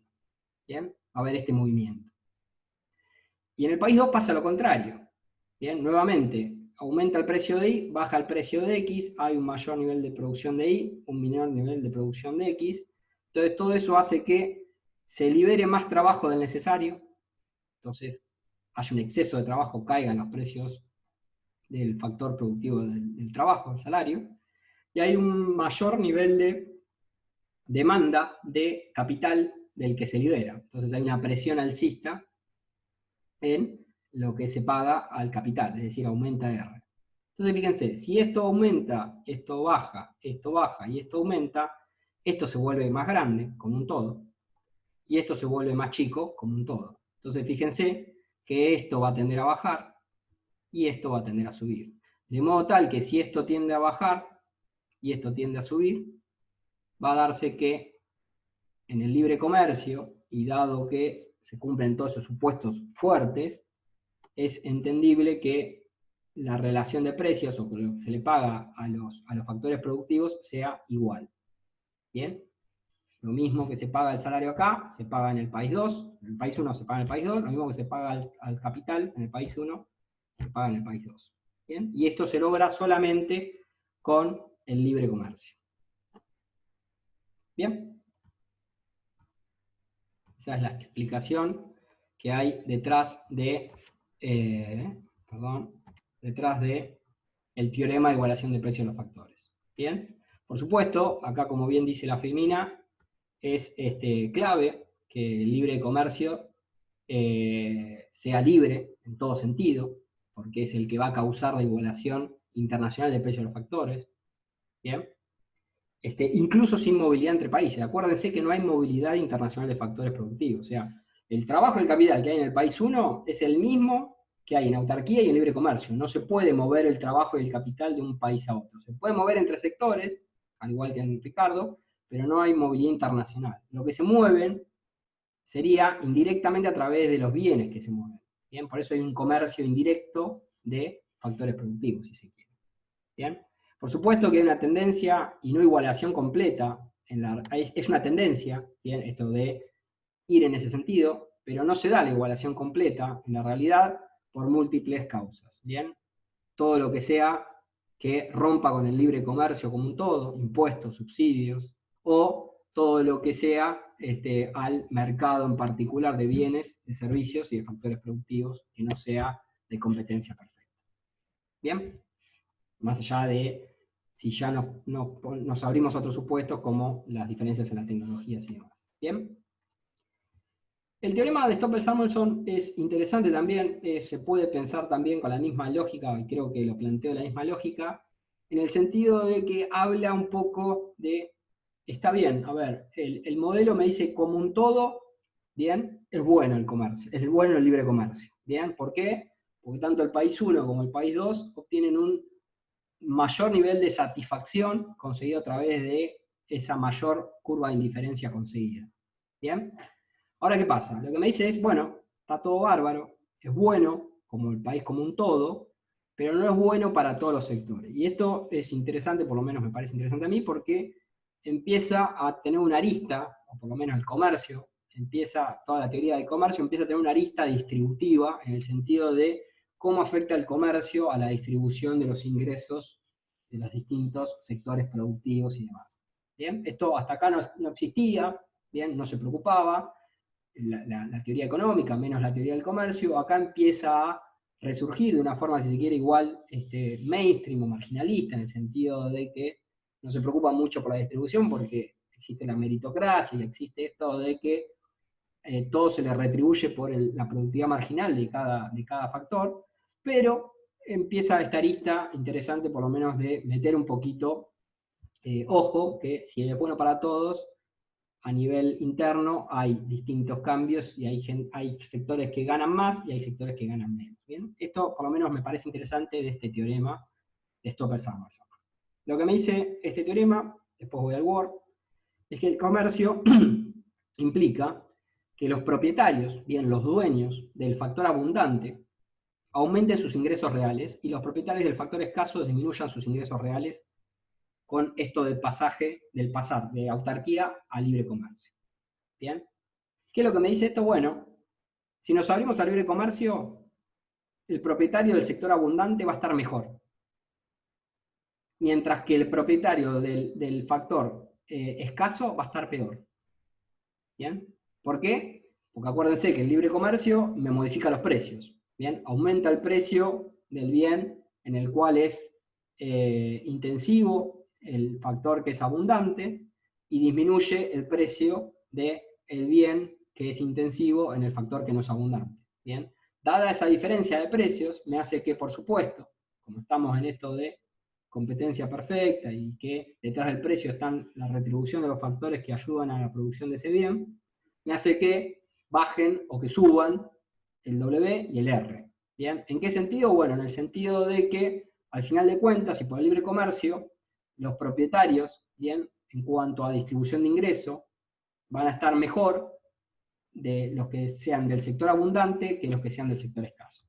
¿Bien? Entonces, si bien para la sociedad como un todo es bueno el libre comercio, si nos vamos a los sectores en particular, no es tan bueno para algunos como para otros. ¿Bien? Y es un poco esto que dice acá, que lo voy a compartir en el Word, y que me dice que, bueno, el teorema de Stoffel-Samuelson me dice que con apertura de comercio, acuérdense, esto siempre, seguimos la misma lógica que venimos trabajando, en el país 1 aumenta el precio de X, baja el precio de Y, ¿bien? Y por la teoría de evaluación de precios factores vimos que aumentaba el salario y bajaba la retribución al factor del capital, ¿no? Esto lo sacamos de la teorema de igualación de precios de factores. Con apertura en el país 2 pasa lo contrario. Baja el precio del bien que tengo desventaja comparativa, sube el precio del bien que tengo ventaja comparativa, baja el salario, aumenta la retribución al capital. ¿Bien? Estos movimientos ya los sabíamos de la teorema de igualación de precios de factores. Ahora, lo que me agrega el teorema de Stolper-Samuelson es que, si bien estos movimientos son así, la dirección es esta, la cuantía del movimiento es distinta. ¿Bien? Y eso es importante para ver si ganaste, si perdiste, si ganaste mucho, si perdiste mucho o si perdiste poco. ¿Bien? En el sentido de que, fíjense, ¿qué pasa? El cambio en los factores productivos es mayor que el cambio en los precios de los bienes. ¿Bien? Lo que me está diciendo es que aumenta el precio de X, aumenta el salario. Baja el precio de Y, baja la retribución al capital. ¿Bien? Esto lo vimos por esto de que se liberan, ¿bien?, más factores de los que necesitan, o se liberan menos factores de los que necesitan y hacen aumentar el precio de uno y el precio de otro. ¿Bien? Dado que el cambio en el precio del factor productivo, ¿bien?, al cambio que hay en el precio, se le tiene que sumar un cambio más. ¿Bien? O sea, hay un mayor impulso. ¿Bien? El precio de X y el precio de Y suben y bajan por el comercio internacional, por el término de intercambio. ¿Bien? Ahora, el W y el R también se modifican por el cambio en el precio de X y el precio de Y, pero a su vez se modifican, y en la misma dirección, e impulsan con más fuerza, por esto de que se liberan más unidades o más factores de los que necesitan, hay un exceso de demanda, o se liberan más factores se liberan menos factores de los que necesitan, hay un exceso de oferta. Bien, entonces, al factor precio, que influye en el W y en el R, hay que agregarle un factor intensidad, ¿bien?, o del propio mercado del trabajo y del capital, ¿bien?, de exceso de oferta y demanda en el mercado de factores productivos. Entonces, al cambio del precio se le tiene que sumar el efecto del precio del factor, por la reasignación de factores productivos. Entonces, es claro que en el país 1, como vimos, aumenta el precio de X, baja el precio de Y por el comercio, ¿bien?, aumenta W y aumenta R, y baja R, pero fíjense que lo hacen en una mayor cuantía. ¿Por qué W aumenta más que lo que aumenta el precio de X? Porque a lo que aumenta el precio de X se le agrega el cambio que tiene en esto de la reasignación de factores productivos. ¿Bien? Esto de que se hayan liberado menos recursos de trabajo de los que se precisan, por la intensidad del cambio de factor. Entonces, la intensidad es importantísima acá. ¿Por qué? Porque me dice, a fin de cuentas, si bien el cambio va en esta dirección, esto ya lo sabíamos, el cambio en el salario es mayor que el cambio en el precio. ¿Bien? La baja en el capital, en lo que se paga el capital, es mayor inclusive a la baja del precio del bien que es intensivo en capital. Entonces, claramente, fíjense en el país 1, los trabajadores van a estar mejor que en autarquía. ¿Por qué? Porque si bien aumentó el precio de X, no lo hizo en la cuantía que aumentó el trabajo, en lo que se paga el trabajo. ¿Bien? Bajó el precio de X, fíjense, el trabajo está mejor para comprar X, compra más de X que antes. ¿Por qué? Porque aumentó más lo que se le paga al trabajo que lo que sale el bien X. ¿Bien? Y también, y mucho más todavía, con respecto al bien Y. Fíjense que puede comprar más X el trabajador que antes, porque subió más la retribución al salario que lo que aumentó el precio del bien X, y también puede aumentar el consumo, o puede comprar más del bien Y. ¿Por qué? Porque bajó básicamente el precio de Y. Bien, entonces, está bien tanto referenciado al bien X como al bien Y, el trabajador. No así el capitalista. ¿Bien? ¿Por qué? Porque el capitalista, bien, o el dueño del capital, bajó su retribución. Está peor que en autarquía. Le bajó su retribución. Ahora, ¿qué pasa? Bajó inclusive más que lo que bajó el precio de Y. O sea, puede comprar menos de Y que antes. Porque si bien bajaron los dos, la retribución bajó más del precio. Ni que hablar con el bien X, que inclusive subió. Entonces, claramente el trabajador, en este caso el país 1, está mejor posicionado en libre comercio, en autarquía, el capitalista no. Lo contrario pasa en el país 2. Bien, se los dejo a ustedes para que lo analicen. Pero lo importante es esto, que si bien el cambio, la dirección es esta, ya la entendíamos en el anterior teorema, fíjense que es importante la cuantía del cambio de uno y de otro. ¿Por qué? Porque me dice, a fin de cuentas, cuál de los sectores, ¿bien?, está mucho mejor y está mucho peor comparando autarquía con libre comercio. ¿Bien? La conclusión es que el dueño del factor productivo abundante está mejor en libre comercio que el dueño del factor escaso, que está peor con el libre comercio. ¿Bien?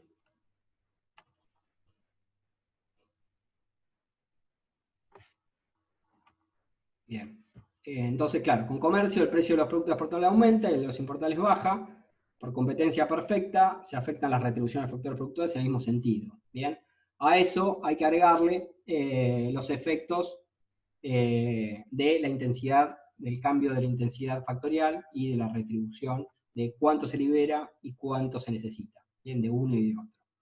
Y acá puse un ejemplo, el último inciso, bien, que está medio desactualizado, pero acuérdense, por ejemplo, la resolución 125, la famosa resolución 125 allá por el 2008, por allá, si me no recuerdo. ¿Qué es lo que me decía? Bueno, lo que me decía es, o lo que quería hacer es aumentar, bien, un impuesto a las exportaciones, que eran las retenciones, bien. Básicamente, aumentar un impuesto es ir en contra del libre comercio de la exportación de ese bien o de ese servicio. Entonces, lo que me hacía era anular el libre comercio o disminuir el libre comercio, ponerle una traba más al libre comercio. ¿Bien? Claramente, ¿quiénes fueron si bien hubo un reclamo a nivel generalizado de la sociedad, y por eso después fue la finalización de la forma en que se finalizó esa resolución,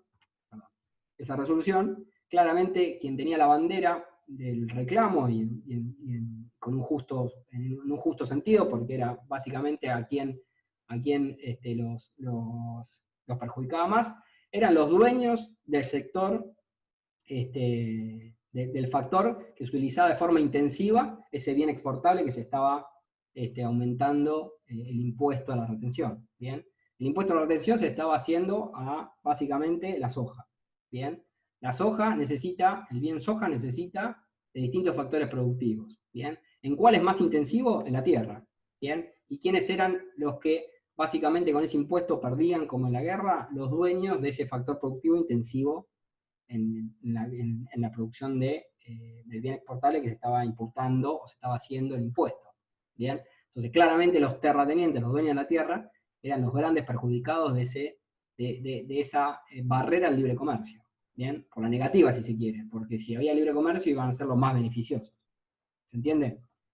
Bien, esto es un claro ejemplo, medio desactualizado, pues ya quedó medio viejo, pero bueno, no está mal, porque es algo que más o menos, depende de la edad de uno o de otro que esté viendo este video, han visto o han leído o han vivido o les es un poco familiar. ¿Bien? Bueno, hay otro teorema más, que es el teorema de Ripsinski, eso se lo dejo a ustedes para que lo lean. Básicamente es la contracara del teorema de Stoper-Samuelson, a nivel, digamos, dotación factorial. Lo que me dice es, ¿qué pasa si aumenta o baja la dotación factorial inicial de un insumo productivo? Bueno, básicamente me dice eso. ¿Bien? La bibliografía, seguimos con este libro de Apply Field, capítulos 6 y 8. Se agrega un nuevo manual, que también vamos a utilizar bastante, que es el de Krugman, básicamente, que es el capítulo 4, y seguimos también con el libro que me parece interesante, porque es una forma sencilla, digamos, de contar las cosas, que es este de Palmieri, que ya lo venimos trabajando. ¿Bien? Bueno, se hizo medio larga, pero créanme que es una clase bastante más larga de lo que lo hicimos, y para consuelo de ustedes, se vienen clases, creo, un poco más cortas. ¿Bien? Hasta luego.